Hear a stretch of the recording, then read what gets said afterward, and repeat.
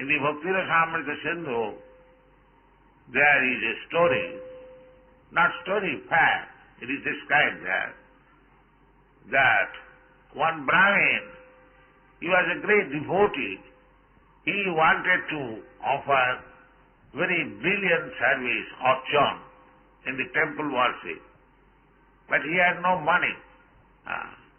But someday he was sitting in a Bhagavad class and he heard that Krishna can be worshipped even within the mind. So he took this opportunity because he was thinking since a long time how to worship Krishna very gorgeously, but he had no money.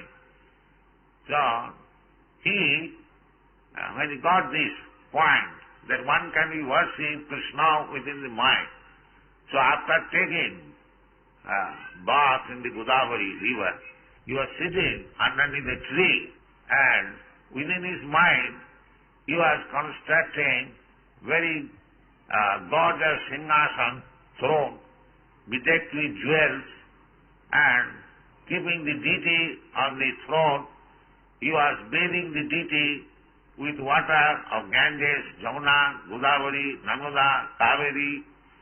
Then he was dressing the deity very nicely, then offering worship with flowers, garlands. Then he was cooking very nicely, and he was cooking parvarna, sweet rice.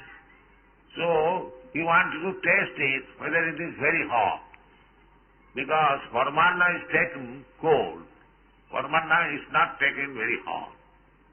So he put his finger on the parvarna, and his finger burned out.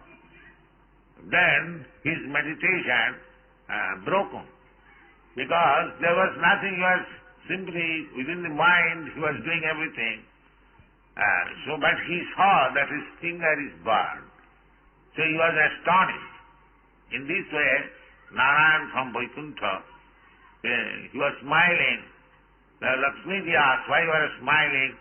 Then one of my devotees is worshipping like this, so send my men to bring him immediately to Vaikuntha.